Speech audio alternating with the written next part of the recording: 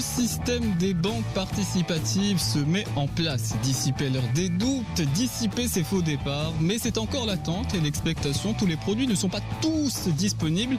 Beaucoup s'interrogent et l'on se fera le relais dans vos experts de toutes les questions qui restent en suspens. Et l'on répondra à toutes vos questions comme d'habitude au 05 22 95 36 70 ou 80 ou bien sur la page Facebook des experts. Les experts Atlantiques. Bonjour, je suis ravi de vous retrouver une fois encore sur ce sujet. Nous sommes ensemble jusqu'à midi comme d'habitude et nous sommes, une fois n'est pas coutume, accompagnés de plusieurs membres sur le plateau de cette finance participative. Tous les acteurs sont réunis, des banques et des associations, mais aussi effectivement, je vous disais tous les compartiments. Nous sommes en compagnie de Saïd Emrdir, président de l'association marocaine pour les professionnels de la finance participative, de Houda Chafil, DG de Maghreb Titrisation, et de Mohamed Marouf, DG de BTI Bank. Comment allez-vous ce matin tout d'abord ? Très bien, merci. Et vous ? Très bien, merci. Très bien, merci. Bien. Et comment donc se portent ces banques participatives ? Je crois que chacun de vous suit les évolutions de ce jeune secteur, on pourrait dire. Qui veut commencer ? Qui veut avoir la primeur ? À peine une année, elle marche. Donc c'est une finance qui a très rapidement pris sa place dans l'écosystème financier marocain avec 8 acteurs de taille qui aujourd'hui sont structurés sous forme de banque ou sous forme de Windows et qui ont montré leur capacité d'agir comme une banque mûre, sa capacité à lever des fonds, à recevoir les dépôts, à donner des financements dans la mesure des produits qui sont disponibles aujourd'hui sur le marché. Parfait. Et si nous voulions donner une image plus globale peut-être de cet écosystème, vous vouliez, peut-être est-il nécessaire de commencer par là. Vous vouliez, je crois, intervenir sur ce sujet, Saïd. Déjà, merci pour l'invitation. Effectivement, comme l'a dit Marouf, il y a maintenant des chiffres qui ont été annoncés pour le Walid Bank al-Maghrib. Donc, on parle d'un chiffre intéressant de 2,6 milliards de dirhams de financement, 2,4 pour l'immobilier, Mourabaha immobilière et les 200 millions de dirhams pour tout ce qui est Mourabaha auto. Sachant bien sûr qu'il y a 2 produits. Il reste encore beaucoup de produits à lancer. Donc, ces banques participatives ont montré bien sûr leur capacité de se développer parce qu'on a pratiquement plus de 70 agences aujourd'hui au Maroc et ça continue encore. Donc on a pas mal de créations dans les différentes régions du royaume. Donc revenons à l'écosystème de la finance participative dont on a parlé plusieurs fois. Donc on a démarré effectivement par des banques. Aujourd'hui, il y avait une émission, certainement, c'est Madame Houda Chafil qui est en charge de structuration sous-cook de 1 milliard de dirhams, donc qui est deuxième pilier de ce grand marché. Et troisième pilier qui est l'assurance Takaful, qui vient en quelque sorte compléter un peu l'écosystème et effectivement répondre aux besoins des banques participatives, répondre aux besoins des clients qui ont exprimé leur volonté d'avoir une autre manière pour s'assurer. Donc on va le voir à travers des produits d'épargne, vie, non-vie. Et voilà, donc en gros, on a les 3 piliers aujourd'hui regroupés qui donnent lieu, Inch'Allah, à une meilleure expérience en quelque sorte, semblable à celle qui est déjà réalisée en Malaisie. J'espère qu'on réussira notre expérience localement et on garde toujours cette vision globale africaine parce que certainement avec ces Marouf on déjà donc des idées sur l'Afrique, peut-être également d'autres compagnies d'assurance et d'autres opérateurs. Donc, on garde cette vision aujourd'hui nationale et par la suite africaine et pourquoi pas européenne parce qu'il y a des banques marocaines qui sont déjà installées en Europe et qui veulent lancer leur banque participative en Europe. Parfait.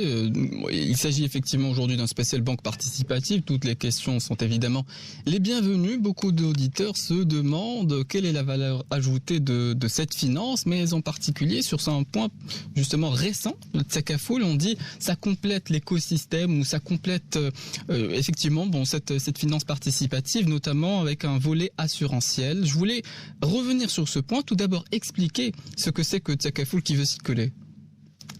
Écoutez, pour l'assurance Takaful, qui est l'équivalent de l'assurance en quelque sorte conventionnelle qui existe déjà. Oui. Donc ces banques participatives, on est parti du principe suivant, c'est que nous voulons avoir une industrie de finance participative. Donc les banques participatives ont pris le lead. Donc grâce Walid Bank al-Maghrib, on a constaté effectivement une avancée. Donc comme a été mentionné par Marouf, donc 8 banques participatives sont opérationnelles dans différentes régions du royaume. Et ils ont lancé des produits comme la Murabaha Auto, la Murabaha Imo.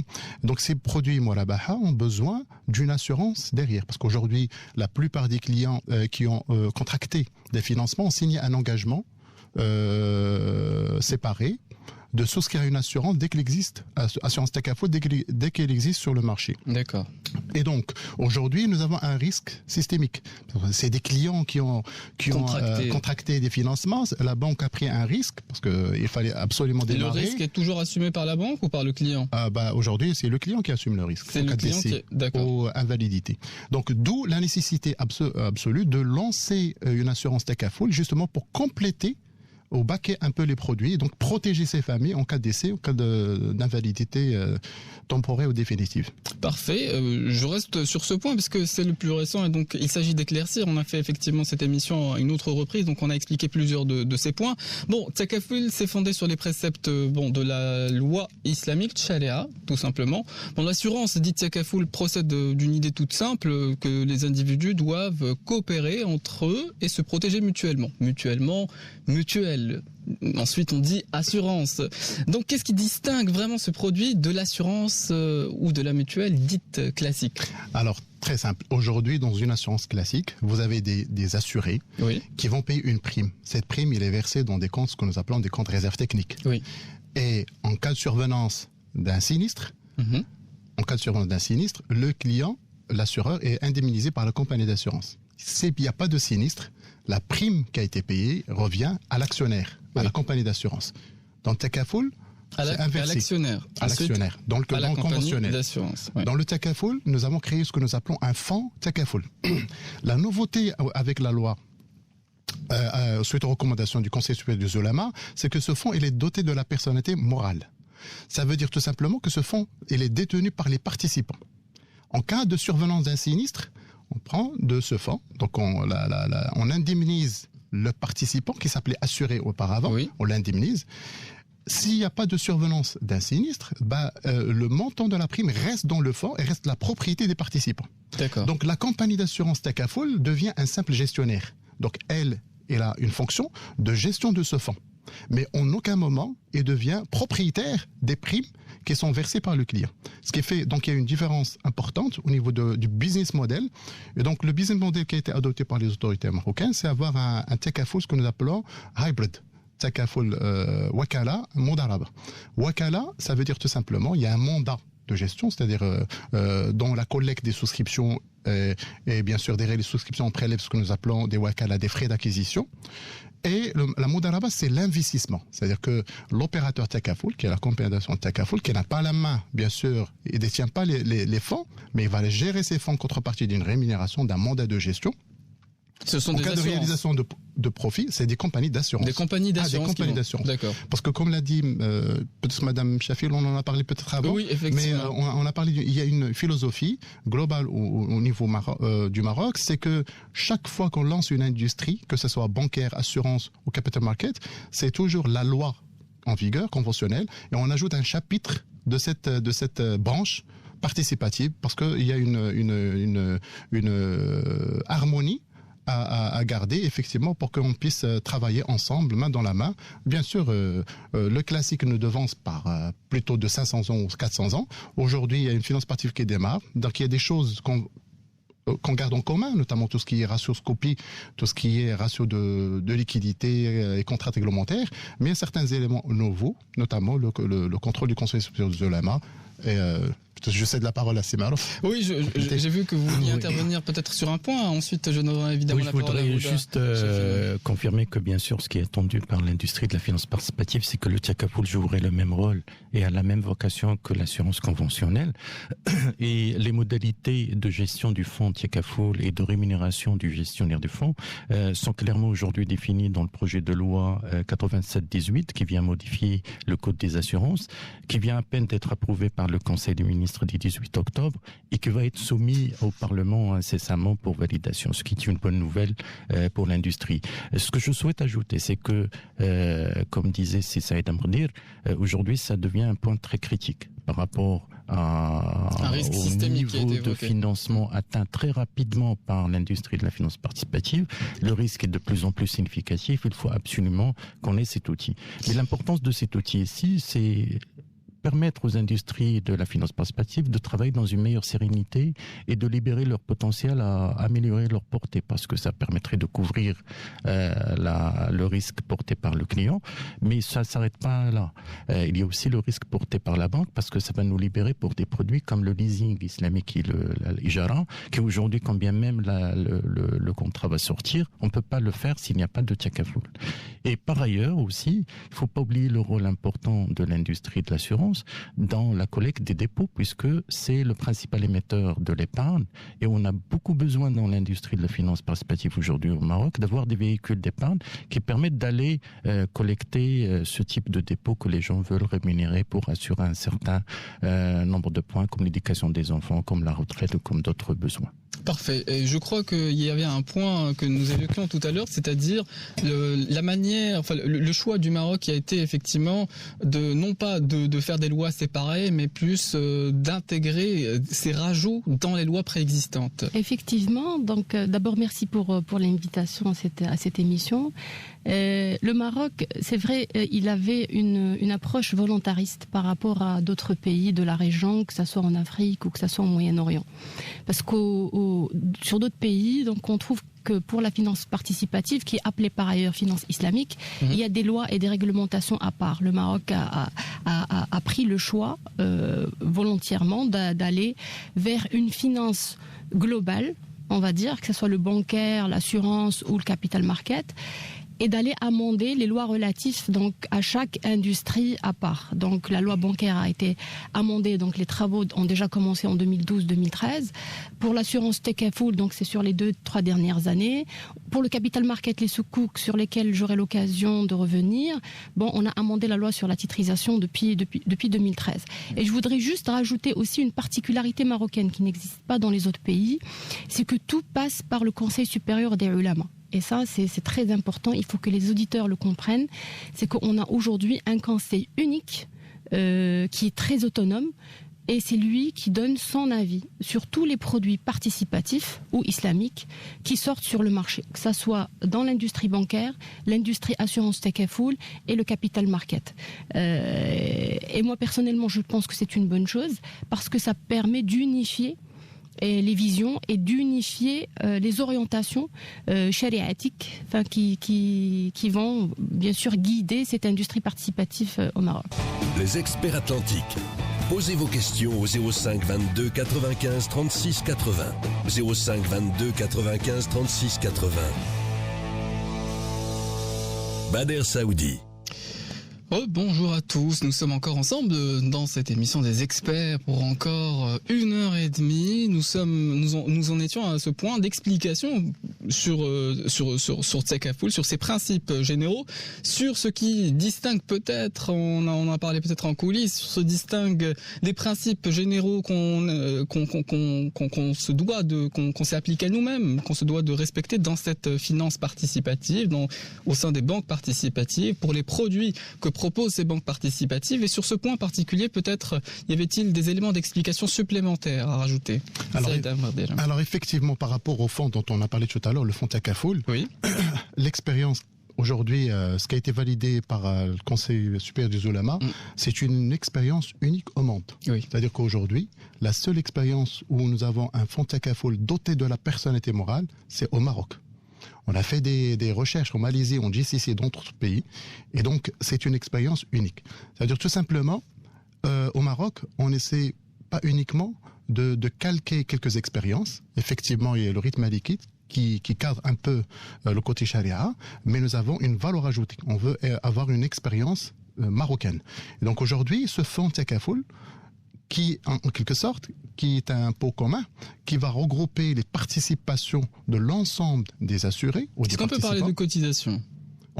Oui, c'est une cotisation, mais on parle de prime. Parce que, comme l'a dit Madame Chafi tout à l'heure, donc on essaie de garder une harmonie en quelque sorte dans les lois. Donc le terme qui est utilisé, c'est la prime, donc on va garder prime. Donc c'est vrai, c'est une cotisation, une participation, etc. Mais en réalité, c'est une prime. Parce que derrière, il y a des schémas comptables qu'il faut respecter, etc. Donc cette prime qui est versée par le participant dans le fonds, s'il y a un sinistre, donc il est indemnisé. S'il n'y a pas de sinistre, il reste en quelque sorte propriétaire de ce cash. Donc l'opérateur Tekaful, qui est la compagnie d'assurance, perçoit ce que nous appelons une commission. Donc il est gestionnaire comme pour gérer comme une société de gestion d'actifs, d'OPCVM, comme une société de gestion d'OPCI, comme une société de gestion de titrisation. C'est-à-dire il y a un fonds, d'accord, il le gère, en contrepartie il reçoit une commission. Deuxième élément, donc on a parlé effectivement de l'usure ou de l'intérêt, du rarar et de la spéculation. Oui. Ces éléments, effectivement, donc nous avons le Conseil supérieur des Ulama, qui est la plus haute autorité au royaume, qui valide tous les produits de la finance participative, bancaire, assurance au capital market, au marché des capitaux. Et donc, pour ces éléments, ils essaient de les neutraliser. Donc, je ne vais pas parler à leur place, mais ils ont bien sûr une vision beaucoup plus importante, beaucoup plus globale. Ils ont fait des voyages d'études en Malaisie, au Bahreïn. Ils ont vu un peu les expériences partout dans le monde. Et au Maroc, on est en train effectivement d'appliquer une expérience unique au Maroc que nous estimons qu'il est conforme, qui rentre un peu dans l'organisation actuelle, de telle manière que nous avons des chapitres dans différentes lois, et que ce chapitre, ils ont un tronc commun qui est la ratioscopie, respect des ratios, des règles de la réglementation, des spécificités de chaque secteur, avec une valeur ajoutée, avec un travail qui est fait en amont par le Conseil supérieur des Ulama, justement pour donner le cachet charia à ce produit. Donc le client lambda, qu'on a dû l'assurer, il reste quand même propriétaire dans ce fonds. Donc cette compagnie reçoit sa rémunération. Ce participant, il sera en quelque sorte protégé, comme ce qui a été décidé dans les recommandations du CSO, parce qu'il y aurait un mandat de gestion qui sera signé entre l'organisme Tekaful, la compagnie d'assurance Tekaful et le fonds. Et le fonds aura un règlement de gestion. C'est-à-dire que les participants, entre eux, ont un règlement de gestion et que demain, on va peut-être aller plus loin, si demain il y a un retrait d'agrément d'une compagnie d'assurance, d'accord, le fonds restera... les participants restent propriétaires du fonds. On peut changer juste la compagnie d'assurance. Oui, juste le gestionnaire, effectivement. Le gestionnaire. Parce qu'on peut changer de gestionnaire si le fonds a une identité propre et si la propriété du fonds est celle de ceux qui ont cotisé à ce fonds. Sur cet aller-retour un peu particulier, on a dit il y a différents acteurs. Vous chacun dans son rôle. Et puis le Conseil des Ulama. On a dit un mot de cette spécificité marocaine et je crois que Houda Chafil, vous vouliez intervenir sur ce point. Oui, exactement, parce que le Maroc, il a adopté un modèle assez particulier, parce que quand on fait aujourd'hui le tour des fatwas qui sont donnés, parce que la vie, on l'appelle fatwa, qui est donnée par les différents sharia board. À l'international, ça s'appelle des sharia board. Ici, on a un comité pour la finance participative qui est une émanation du Conseil des supérieurs des ulama. Et ce Conseil des supérieurs des ulama, c'est une institution institutionnelle qui est indépendante, autonome, c'est-à-dire elle ne dépend ni du ministère des Finances, ni du ministère des Affaires islamiques, donc elle dépend directement de Sa Majesté. Donc, et c'est cette autorité, et cette haute autorité, c'est elle qui fixe les normes qui doivent être poursuivies par les différents acteurs de l'industrie participative au Maroc. C'est quoi la différence? Vous allez me dire, c'est quoi la différence entre ce qui se passe au Maroc et ailleurs? Ailleurs, on trouve des sharia board, un peu comme ce comité pour la finance participative au Maroc, mais au niveau de chaque banque. On trouve les grandes banques, chaque grande banque a des ulama, a son comité, a son sharia board, et il émet des fatwas, et on peut être sur des structures complètement différentes. Ce sont effectivement les acteurs eux-mêmes qui fixent la règle, là il y a un acteur extérieur. Exact, là il y a un acteur non seulement extérieur, mais central. Et là, cette expérience marocaine, et je peux dire, même si elle est récente, le Conseil supérieur de l'ulama, il a été formé en 2015. C'est récent, on parle de 2 ans, 3 ans. Vous avez même parlé d'un chantier en construction, puisque effectivement tous les produits ne sont pas... Tout est en train de se construire. Donc sa création, elle est récente, et je peux vous assurer que, compte tenu... Parce que dans la finance islamique, il y a eu des défauts. Il y a eu des structures sur lesquelles certains sharia board sont revenus pour dire et se poser la question, est-ce que effectivement c'est conforme à la charia ou pas. Et aujourd'hui, il y a des réflexions très sérieuses au niveau de certains pays pour copier entre guillemets le modèle marocain. Ça veut dire revenir à un modèle centralisé d'émission des fatwas pour la finance participative. D'accord. Et je citerai le Bahreïn, par exemple, qui est en train de réfléchir très sérieusement à prendre comme exemple le modèle marocain. Après, ce que je disais tout à l'heure en coulisses, il n'y a pas de guide.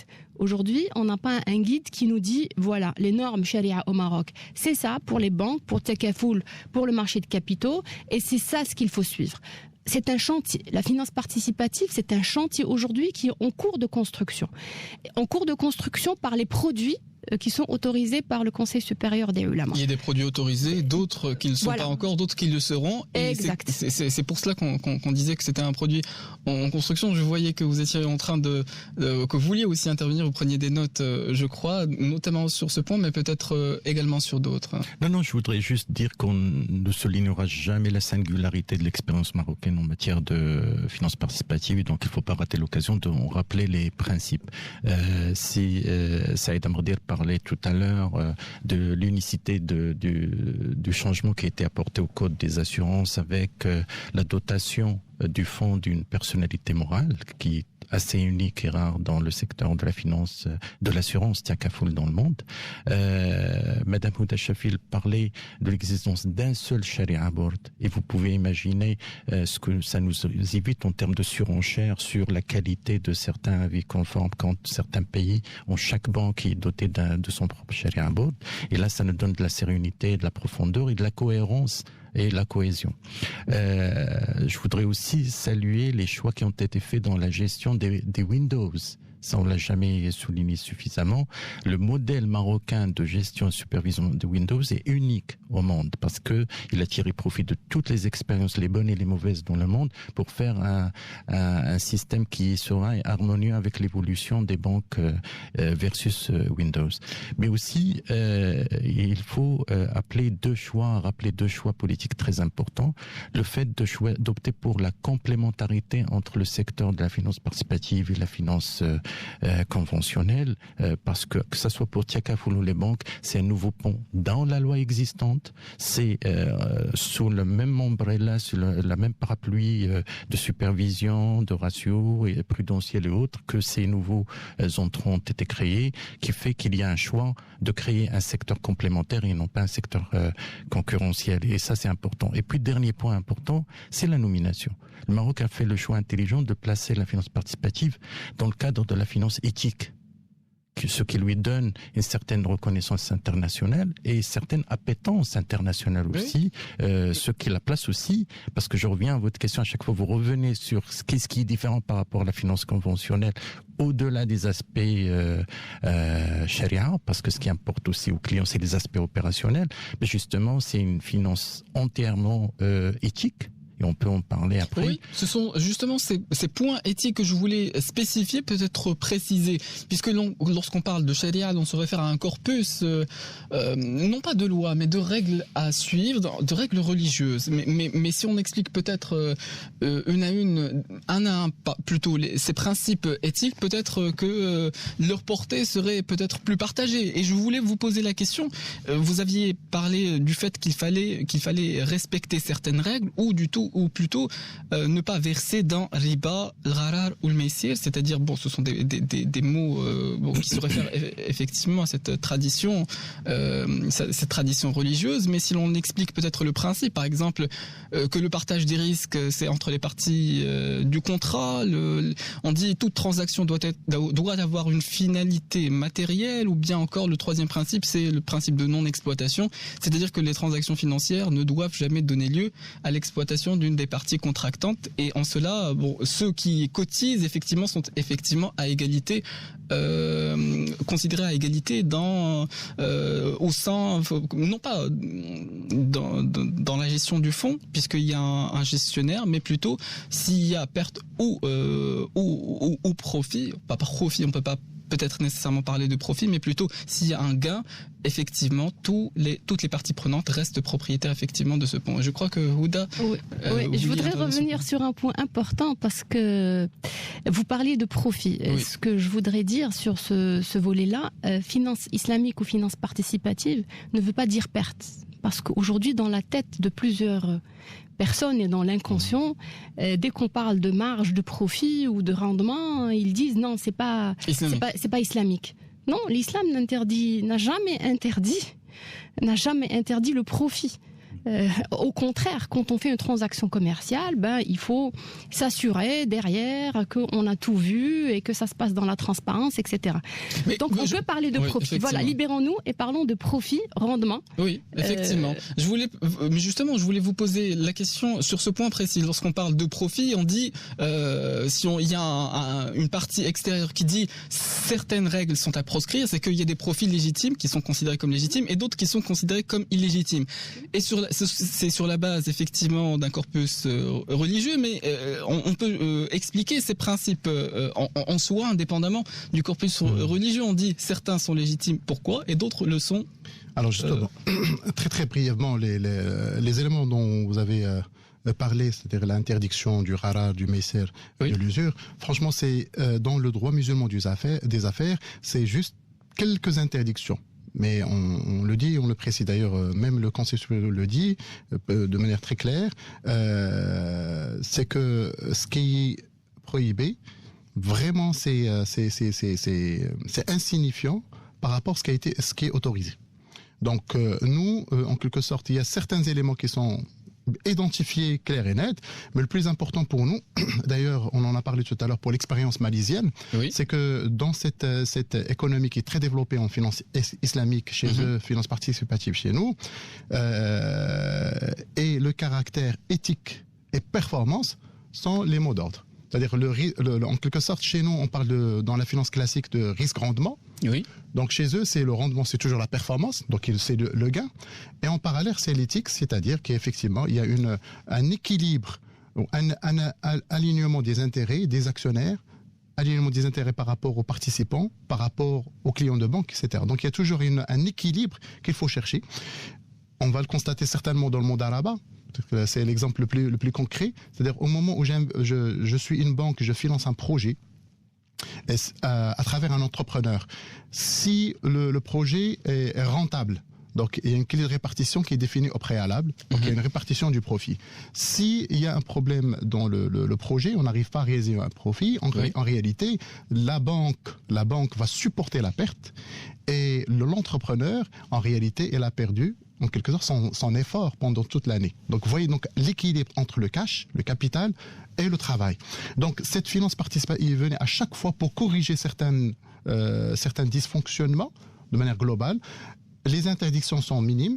Le plus important chez nous, aujourd'hui, c'est que, et elle a bien précisé Madame Chafil, et c'est le deuxième bras de l'assurance Takaful, parce qu'au-delà de la couverture des risques, donc avec la banque, parce que on va accompagner certainement les banques participatives pour baquer les produits, mais deuxième élément, moi j'ai une contrainte de rendement, parce que les primes collectées, supposons que c'est des participants qui veulent financer l'éducation de leurs enfants, c'est des assurés ou des participants qui veulent financer la retraite à moyen long terme, etc.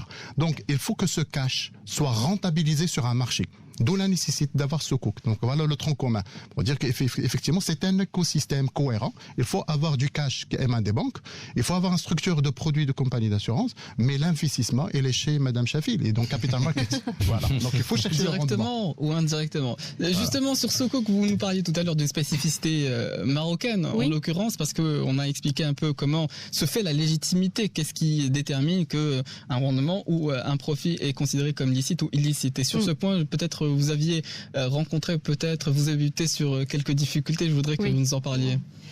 D'abord, juste pour clarifier un peu cette notion chez les auditeurs, parce que soukouk, peut-être c'est un mot un peu barbare pour les gens qui sont loin du capital market. Aujourd'hui, quelqu'un qui veut se financer sur les marchés des capitaux, il fait un appel public à l'épargne, il lève soit de l'equity, soit du capital, soit de la dette. De la dette, c'est des titres de créance, et donc ça reste quand même une dette. Les soukouks, il y a des pays qui les appellent des obligations islamiques. Moi, je ne les appellerai pas des obligations islamiques parce qu'au Maroc, ce ne sont pas des obligations islamiques. Ce ne sont pas des titres de créance. C'est des parts. C'est à l'image du fonds Tekafoul. Aujourd'hui, on crée un fonds de titrisation. Donc, vous avez un fonds Tekafoul pour l'assurance. Pour les soukouks, vous avez un fonds de titrisation avec des copropriétaires qui sont les porteurs de certificats de soukouk. Donc, nous, en tant qu'arrangeurs, Maghreb Titrisation, on propose une structuration à ces porteurs de certificats de soukouk. On leur dit, voilà ce qu'on a envie de faire à travers le fonds, voilà le montant qu'on veut lever, voilà les risques que vous allez supporter, et si tout va bien, voilà le rendement ou la marge de profit espérée sur votre investissement. Je vais vous poser la question, quelle est la différence avec le système d'action ? Alors, le système d'action, le soukouk est plus proche du système d'action. Oui. Il est plus proche de l'equity que de la créance, que de la dette. Voilà. Donc, il est plus proche. Des parts, oui, ça peut être assimilé. De toute façon, c'est des valeurs mobilières qui sont traitées comme les autres valeurs mobilières sur le marché des capitaux. Sauf que, dans la structuration qui est proposée, donc on est sur un projet bien défini. On n'est pas éternellement sur l'entreprise. On n'est pas actionnaire. Le fonds de titrisation n'est pas une entreprise, c'est un fonds. D'ailleurs, au Maroc, à l'image de ce qui a été fait pour Tekafoul, le Trésor, il a émis le premier soukouk à travers un fonds de titrisation qui est aussi doté de la personnalité morale. Et donc, c'est des porteurs de certificats de soukouk qui ont permis le financement du Trésor pour une première émission à hauteur de 1 milliard de dirhams.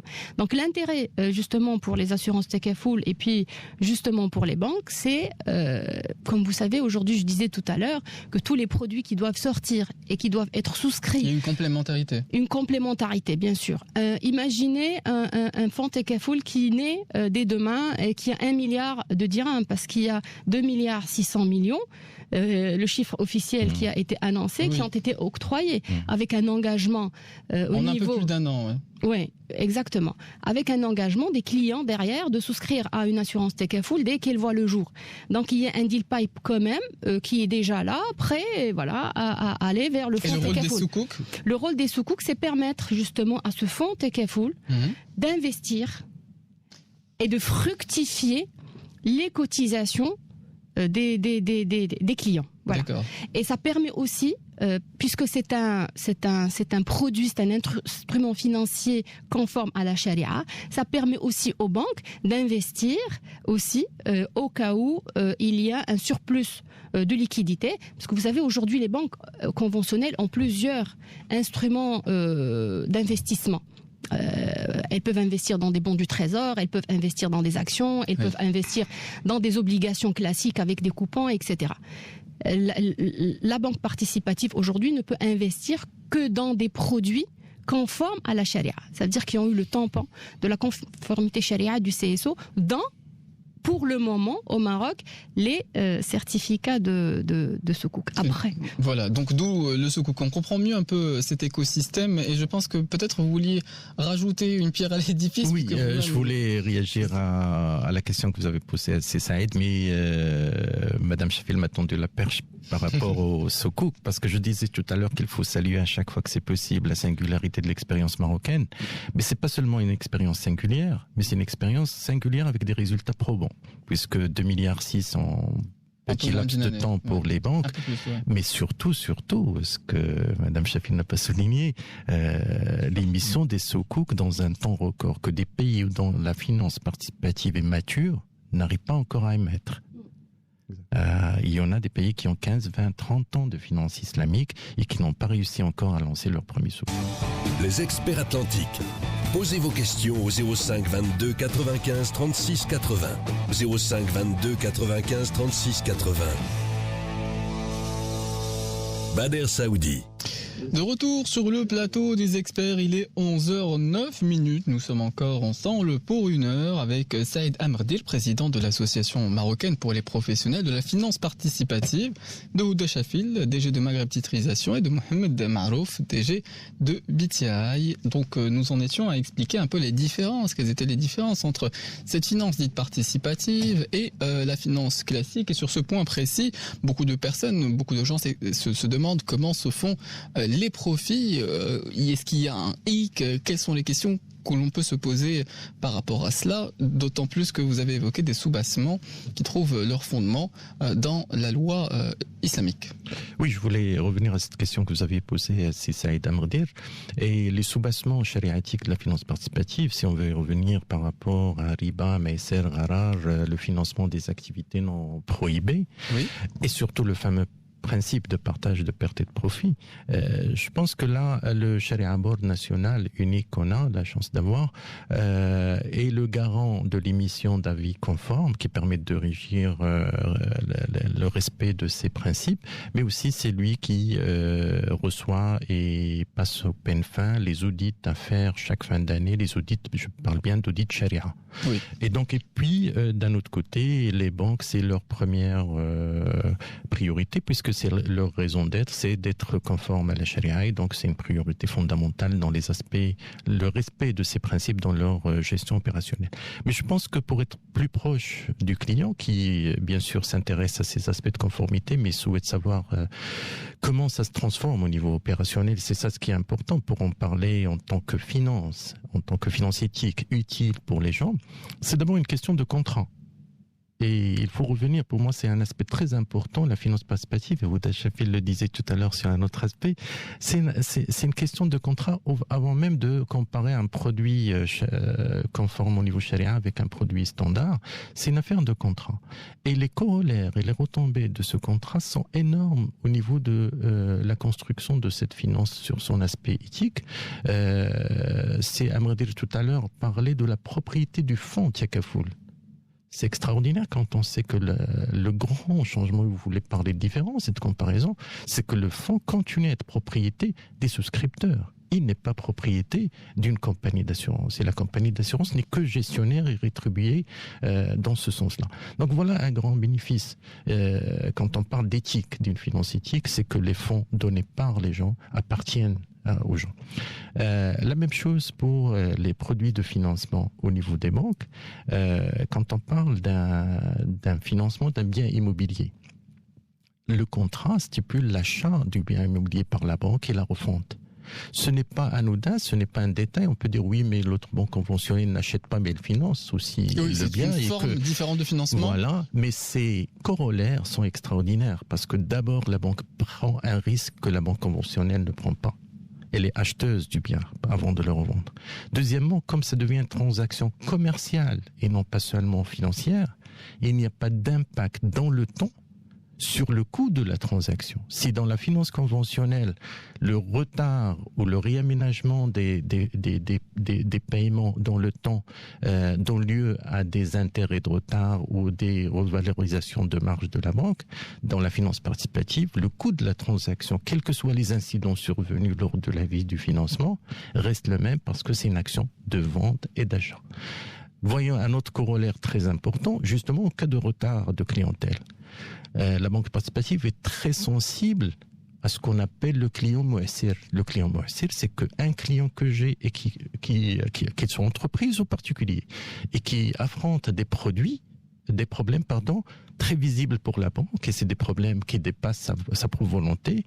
La banque participative est sensible à ces états de fait et peut revoir le calendrier des paiements pour tenir compte de cette problématique passagère sans impact sur la marge engagée par rapport à cette...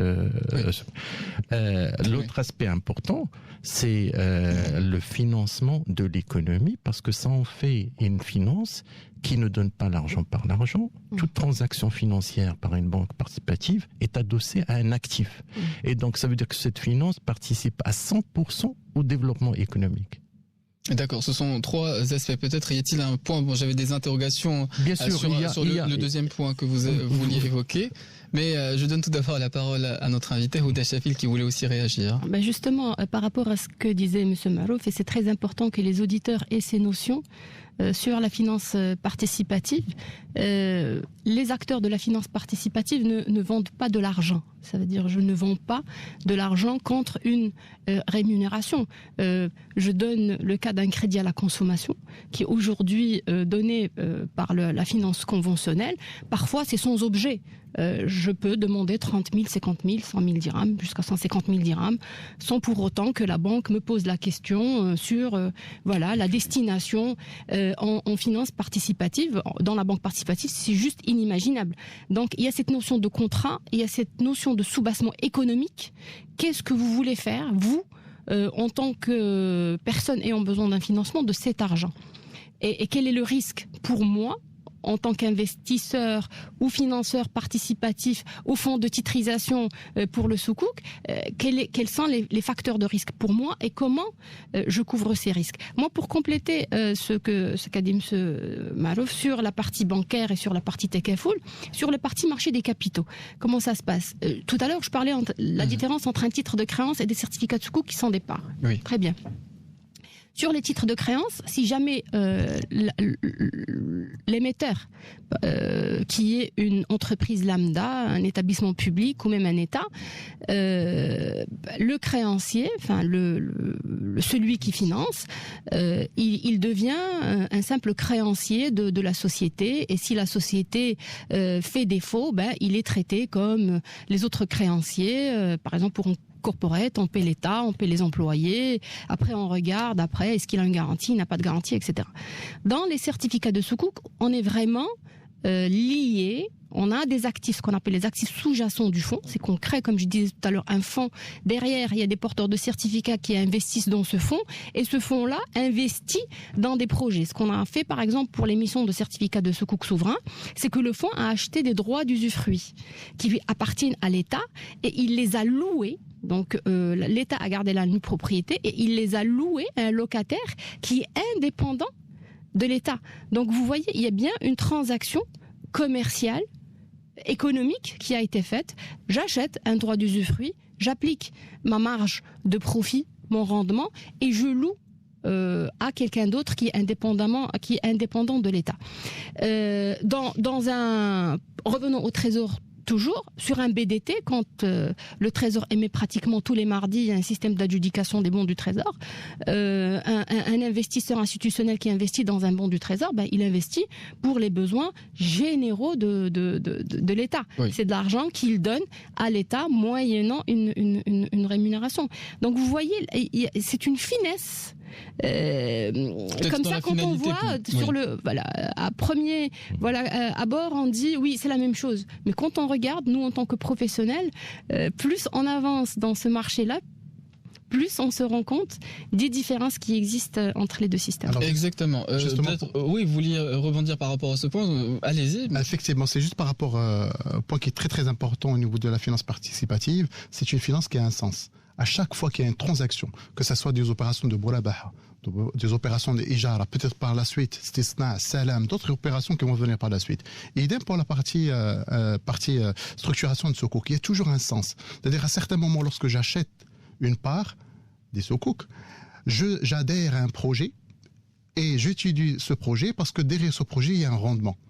Dès que ce projet rentre dans ma stratégie d'investissement. Et donc, je suis conscient du fait que cet investissement est justement pour construire des écoles, on va le voir certainement, parce qu'il y a la première émission, mais demain, on peut construire des autoroutes, on peut faire des ponts, des barrages, etc. On peut même financer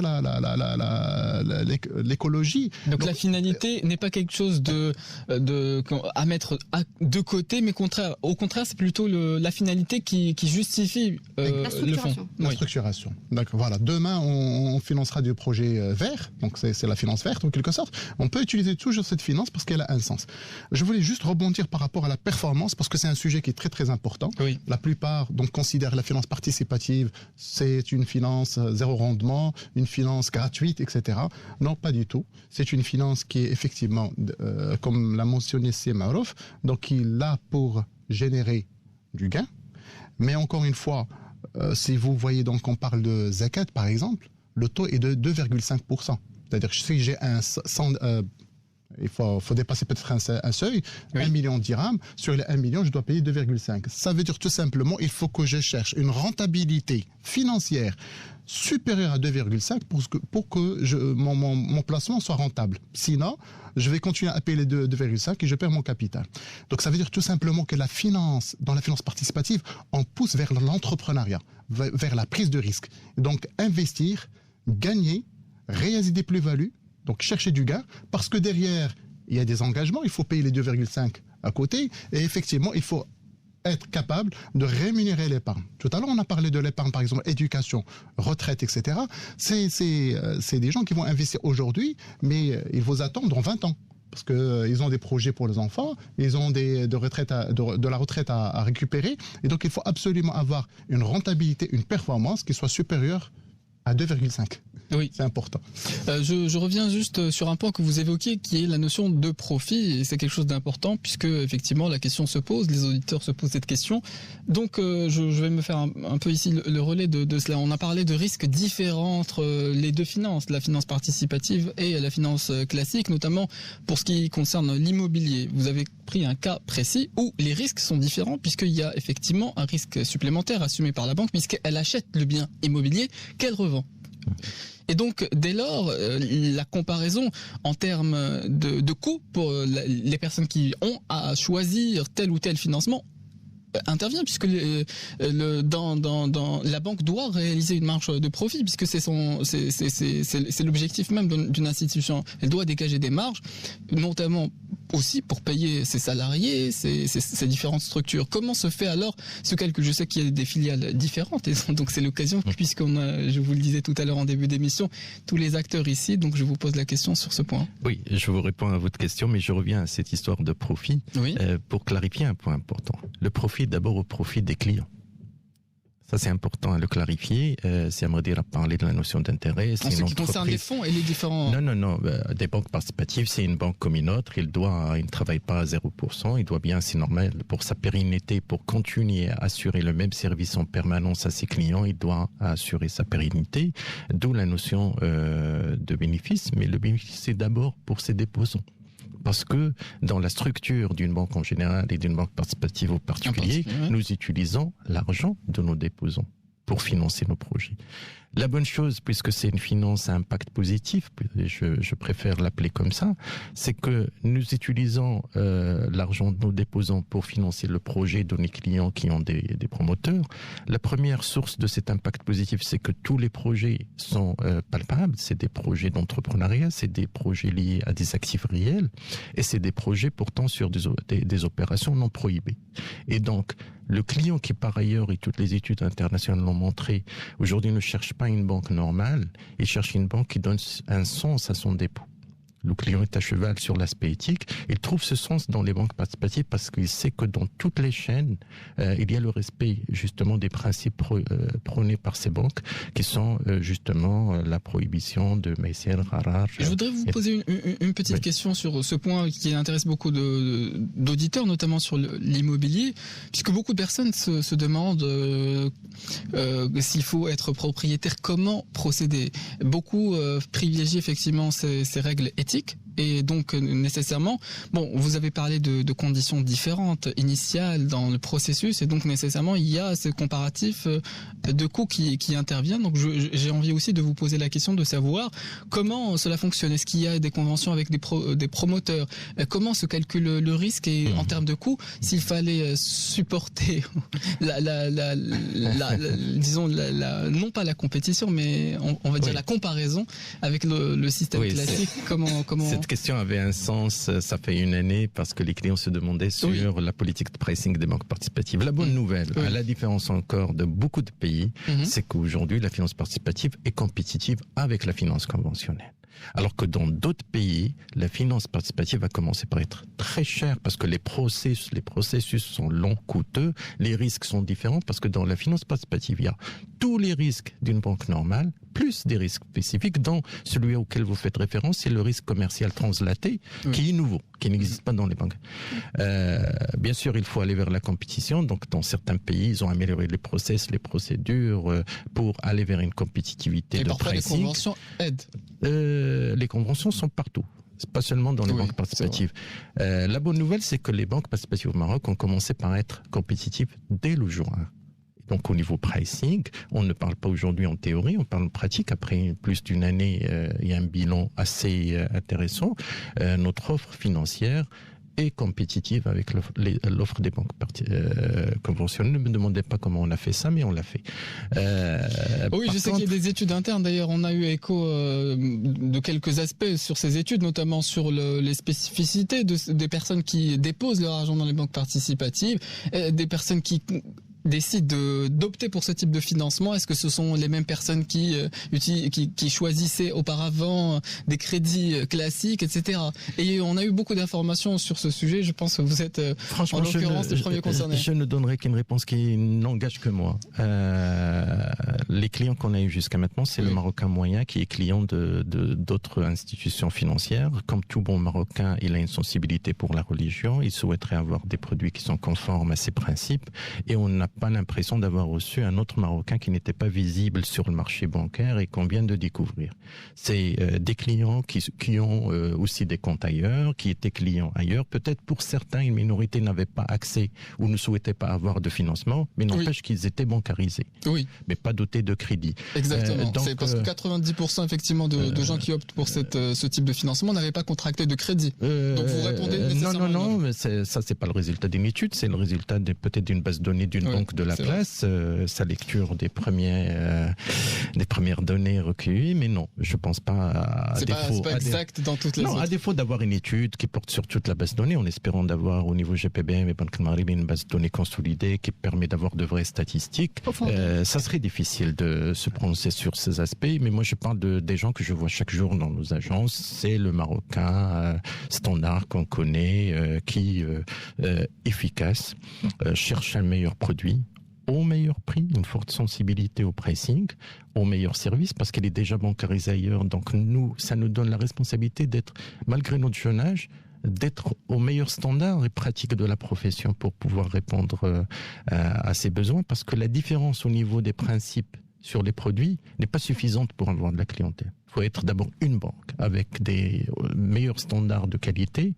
Et après, on verra la spécificité de l'offre. Et donc, du coup, oui, vous parlez des conventions avec les vendeurs de biens que nous finançons, que ce soit immobilier ou voiture. Nous avons opté pour ça, pour le bénéfice du client. C'est pas pour résorber, en quelque sorte, que ça soit un risque éventuel pour la banque. Quand on a fait, par exemple, avec les concessionnaires de voitures, on l'a fait pour impacter la ristourne qui est donnée aux banques à nos clients.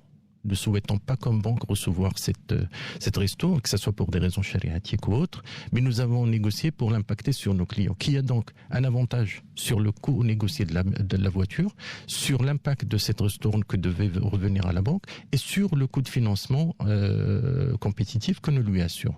Parfait, je pense que la réponse sur ce point a été complète. Peut-être vouliez-vous aussi intervenir ? Oui, je voulais revenir. Bon, on a parlé jusqu'à maintenant de la performance, mais je voulais évoquer aussi un point important.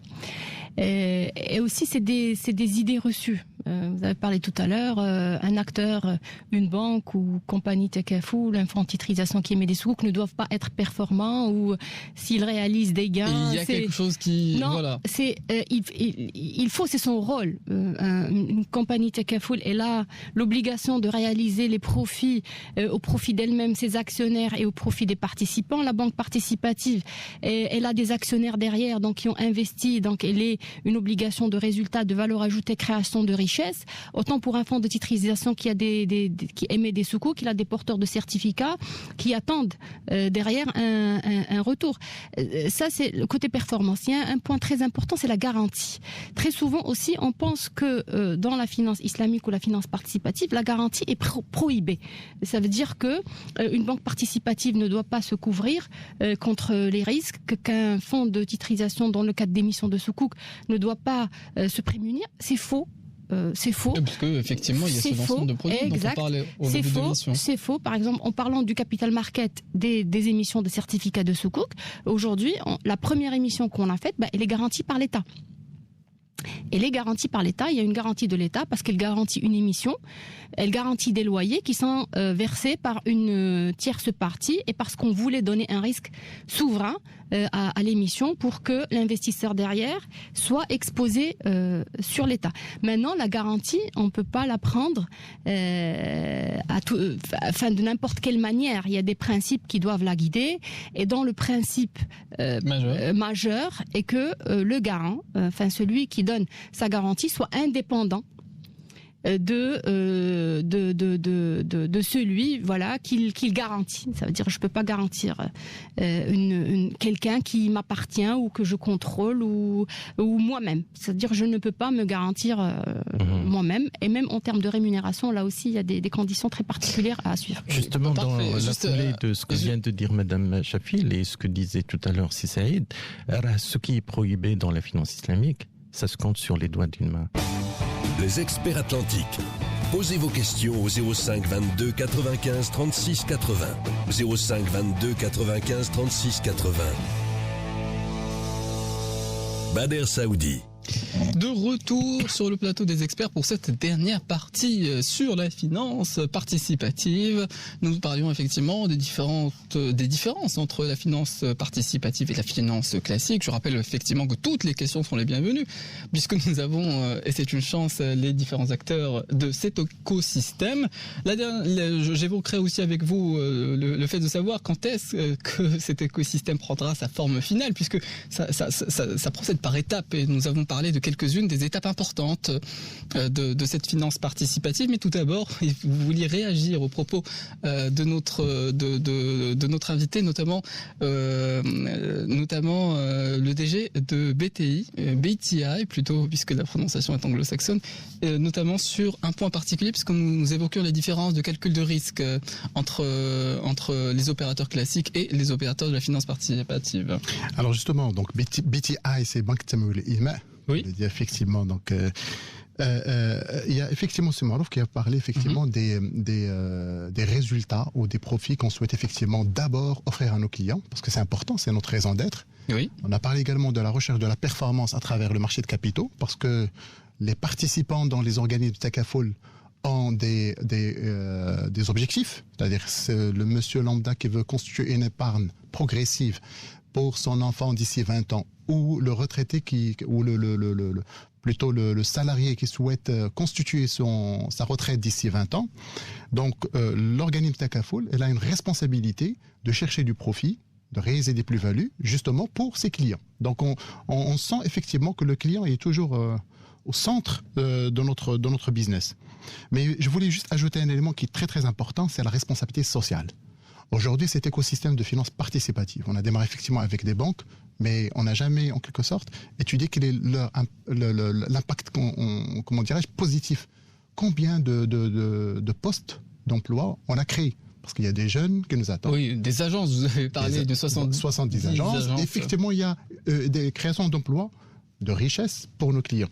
Donc, ça veut dire tout simplement, à travers les organismes Takaful, on veut créer également de l'emploi. À travers le marché de capitaux, certainement, avec si aujourd'hui on a Maghreb Titrisation qui a structuré la première opération, d'autres structures vont venir par la suite, et on est en train de construire un écosystème qui a une responsabilité sociale, qui est création également de l'emploi, de la richesse pour le royaume. Et je voulais juste compléter, donc on a parlé d'un écosystème banque, assurance, marché de capitaux. Il y a encore un effort à déployer parce que nous avons besoin d'un indice boursier Sharia compliant.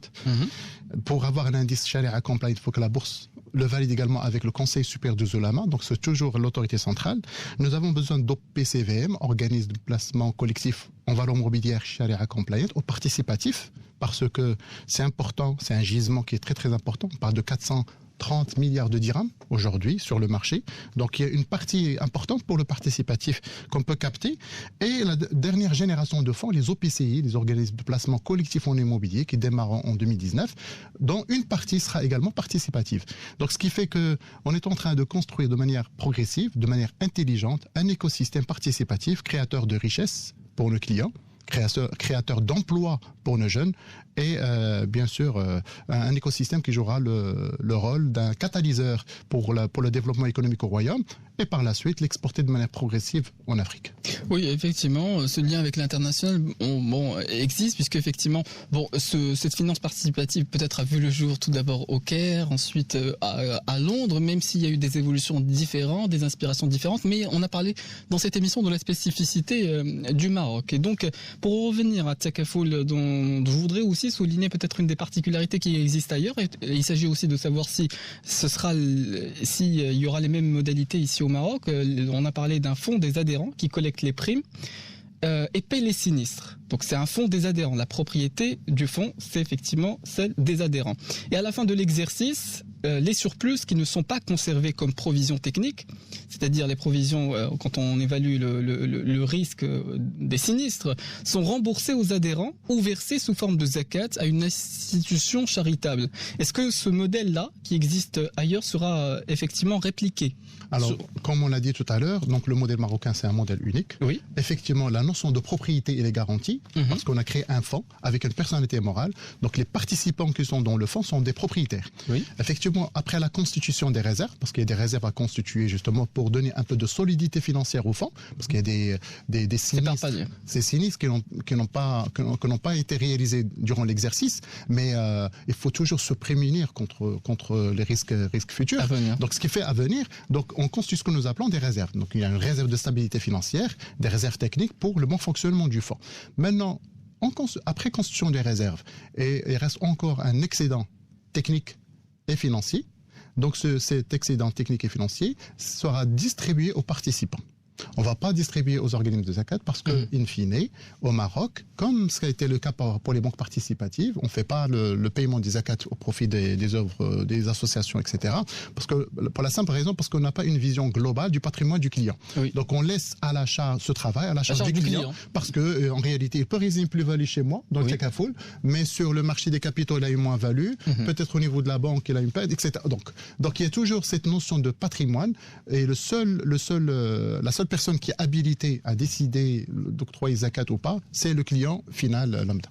Parfait. Mohamed Marouf, plutôt, vouliez réagir aussi à cette intervention. Je voulais attirer l'attention sur un point important, c'est saluer l'engagement des compagnies d'assurance marocaines qui s'inscrivent dans la création de ces nouvelles compagnies Takaful, parce qu'il y a un point important. Avant d'arriver à ce que dit Saïd Amradir par rapport au dégagement de profit, la rétribution des dépositaires, c'est l'engagement très fort des compagnies d'assurance de résorber les pertes, parce que quand on démarre, il n'y a pas de profit, il y a beaucoup de besoins, il y a beaucoup de pertes.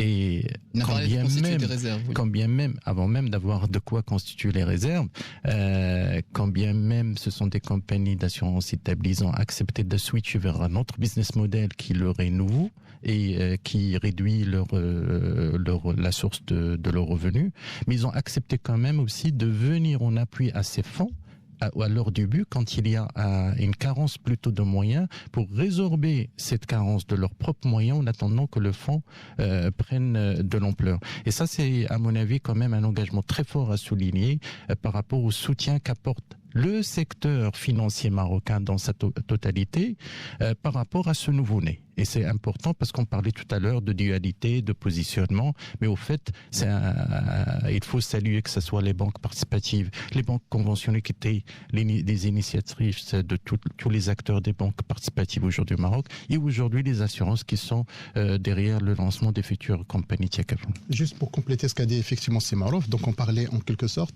un fonds qui n'arrive pas à réaliser des plus-values, donc on est en quelque sorte au départ, on a plus de frais de charges pour le personnel, il faut avoir avoir le siège, etc. Et si on a un déficit dans le fonds, c'est très important, on parle de déficit de couverture de réserve technique, le terme exact en assurance, c'est que l'opérateur Takaful, qui est la compagnie d'assurance Takaful, qui a un capital de 50 millions de dirhams pour démarrer, il doit absolument faire ce que nous appelons une avance sans intérêt. C'est-à-dire il rentre dans le fonds pour assurer la continuité de fonds, pour assurer, pour permettre au fonds de faire face aux engagements vis-à-vis des participants, et par la suite, cette avance sera restituée à l'opérateur progressivement dès que le fonds soit profitable. Soit lancé, donc, et vous vouliez aussi... Oui, je voulais réagir par rapport à votre question relative à la maturité du marché. Vous avez dit à quand est-ce qu'on aura un marché qui sera complètement... Je pense qu'on est au tout début. On a quoi? On a 4 années. Depuis le démarrage de la réflexion, 4-5 ans. Les banques existent à peine il y a 1 an. L'émission de certificats de Soukouk, on est dans le mois de l'émission. Les compagnies Takaful peut-être verront le jour en début 2019. Donc on est au tout début et je pense que c'est une bonne démarche de commencer doucement et commencer progressivement. Je parlerai juste, j'ouvre la parenthèse pour le marché de capitaux. Oui. Aujourd'hui, le soukouk qui a été émis, c'est un certificat de soukouk Ijara. Sachant que dans la réglementation, on a prévu 4 catégories. La première catégorie, c'est les soukouks de financement.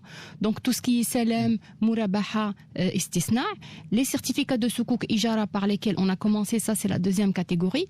La troisième catégorie, c'est tout ce qui est certificats de soukouk d'investissement qui sont Musharaka Mudaraba, qui intéresserait les banques justement pour le financement, donc Musharaka Mudaraba Wakala. Et la dernière catégorie, c'est les certificats de soukouk de portefeuille d'investissement.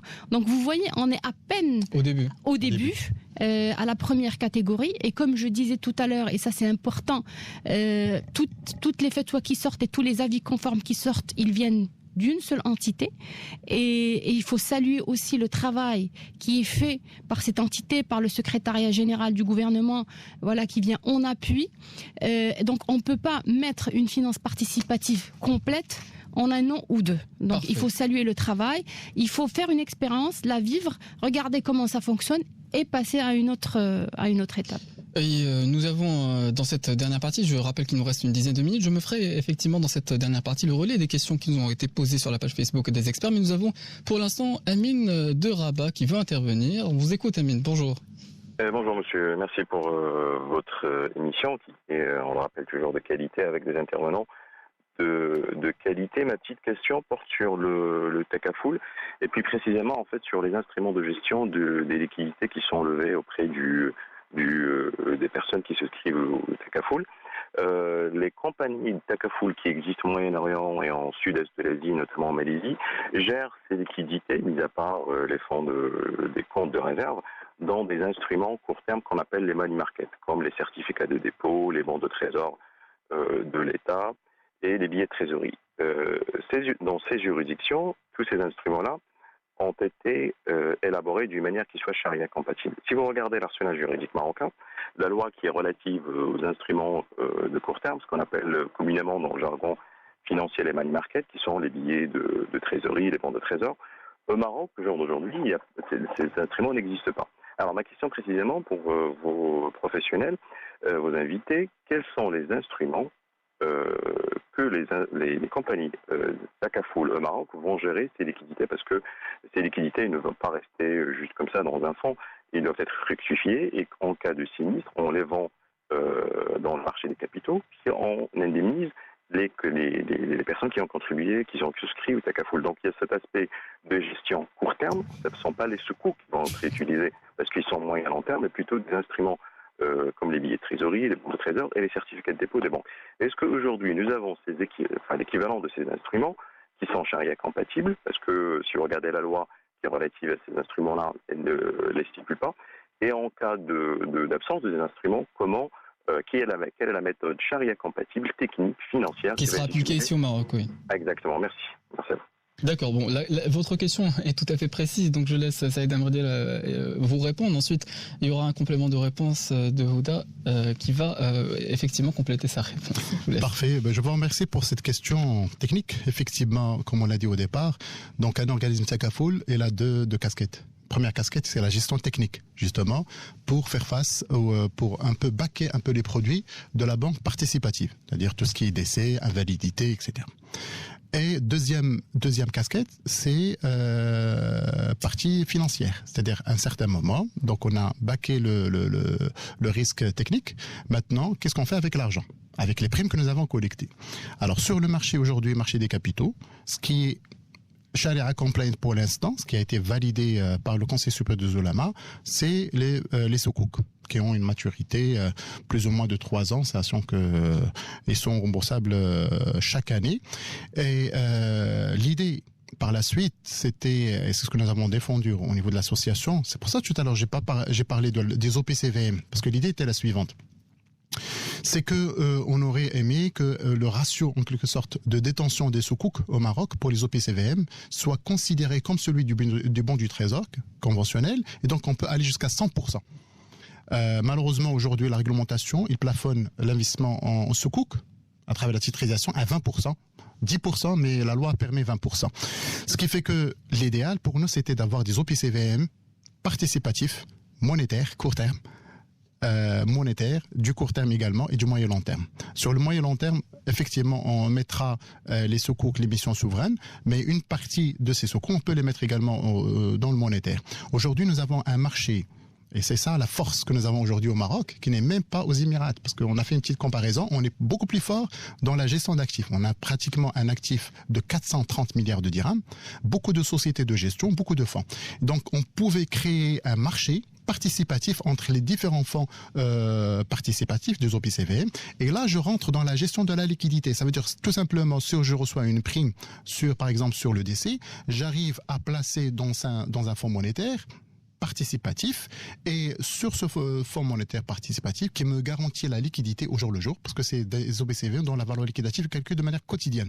Donc j'aurai en quelque sorte cette force de frappe à travers la gestion d'actifs. Deuxième force de frappe, c'est à travers les OPCI. Donc je peux également investir dans des OPCI dont la valeur liquidative est calculée de manière régulière chaque mois. On le verra certainement à partir de 2019. Et nous attendons bien sûr que d'autres émissions de soukouk de la part pas uniquement de l'État, c'est très très important. Il faut que le corporate, le privé, joue le jeu. Aujourd'hui, l'État a émis le premier soukouk souverain, donc c'est en quelque sorte un indice de référence, un benchmark pour donner un peu la trajectoire au marché, mais il faut que le corporate suive par la suite, et on aura certainement des soukouk court terme, moyen terme et long terme. Mais d'après mon expérience, comme j'ai 3 casquettes à un certain moment dans ma vie professionnelle, donc j'étais asset manager, banquier, asset manager, assureur et maintenant finance participative, donc cette relation en quelque sorte 360 sur le marché, donc on en a parlé, il faut absolument avoir des instruments, on les connaît, les opérateurs sont là, donc on a parlé d'OPCVM, des sociétés de titrisation, des OPCI pour l'instant. La bourse de Casablanca lancera son indice boursier Sharia compliant bientôt, c'est un FTSE. Mais ce qui est important également, c'est que la déclaration de Sibel Chebon, qui est ministre des Finances, pour les processus de privatisation. C'est très très important parce qu'on a besoin de dynamiser un peu le marché boursier pour permettre effectivement des placements de manière récurrente sur le marché et donc dégager des plus-values intéressantes. Moi, je voulais juste rebondir justement très rapidement sur la réponse de Siam Erdil pour la compléter un peu et dire notamment que sur les instruments d'investissement Sharia compatibles, le cadre réglementaire est là, la première émission elle est là, et je rappelle que dans la première émission 35% uniquement qui est parti chez les banques participatives parce que les fonds Tekafoul n'existent pas encore. Donc on est en train de préparer un marché primaire qui peut par la suite se transformer les titres sur le marché secondaire, et je pense qu'on est à la première émission. Le Trésor parle d'un programme d'émission, et le programme d'émission, on a fait la première émission sur 5 ans, rien ne nous interdit, si le marché on exprime le besoin, de faire des émissions sur 2 ans, sur 6 mois, sur 1 an, sur 10 ans, sur 15 ans. Donc le champ est ouvert en tout cas pour le soukouk Ijara, et on attend bien sûr la complétude, on va dire, de tous les autres arrêtés, donc ils vont fixer les caractéristiques des autres catégories de soukouk. Donc je pense qu'on va y arriver. Petit à petit, on finira justement par compléter ce dispositif qui sera propre à notre pays. Avant de compléter peut-être ce dispositif, je crois qu'on a complété la réponse à notre auditeur, et j'en profite aussi pour, je disais, reprendre quelques questions qui nous ont été posées par d'autres auditeurs sur la page Facebook des experts. Il y a Hakim qui nous salue, qui nous remercie, on en remercie également, et qui nous demande est-ce que les émissions Sukuk de longue maturité, 10 ans, dont les futurs opérateurs auront besoin pour leur placement à long terme dans le cadre des différents plans d'épargne et d'investissement, exemple retraite, éducation, ce que vous aviez évoqué tout à l'heure, sont envisageables? Oui, bien sûr, rien ne l'interdit d'un point de vue réglementaire. Maintenant, c'est une question d'offre et de demande. Si demain, à partir des compagnies Tekafoul, on a de la demande sur 10 ans, il y aura des émissions sur 10 ans. Et j'espère personnellement que ça ne sera pas seulement que l'État qui continue à émettre. Et j'espère que le privé aussi sera intéressé par ce mode de financement. Et que demain, il y aura aussi des banques qui vont émettre des certificats de Sukuk. Et voilà, pour compléter davantage le dispositif. Pour vous répondre rapidement, Madame Chafil, il y a une forte appétence, que ce soit des banques participatives ou de certains de leurs clients privés, pour l'émission de Sukuk. C'est pour cela qu'on était très content de cette première émission qui constitue, comme le disait Saïd, un benchmark. Bien sûr, nous avons des attentes aussi par rapport à maintenant, puisque vous parlez 36% a été donné aux banques participatives. On ne parlera pas de timing, on reste sur le beau côté, c'est l'idée même de lancer les Sukuk parce qu'ils sont importantes et structurantes. Mais au niveau timing, 36%, parce que si c'était avant, ça aurait pu être 50 ou plus, puisqu'on a déjà consommé l'essentiel de nos capitaux.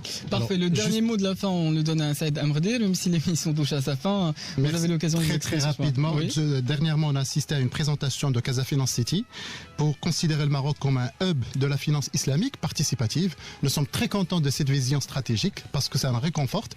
Et donc, tous les régulateurs du Royaume, que ce soit Banque El Maghrib, compagnie d'assurance, donc ACAPS ou l'AMMC, bien sûr, en suivant les directives ou les orientations un peu stratégiques de Casa Finance City, on doit être au rendez-vous. Ça veut dire tout simplement, on aura un écosystème participatif, créateur d'emplois, de richesses pour nos jeunes et pour tous les Marocains. Parfait. Dernière information avant de nous quitter. Demain, ce sera un spécial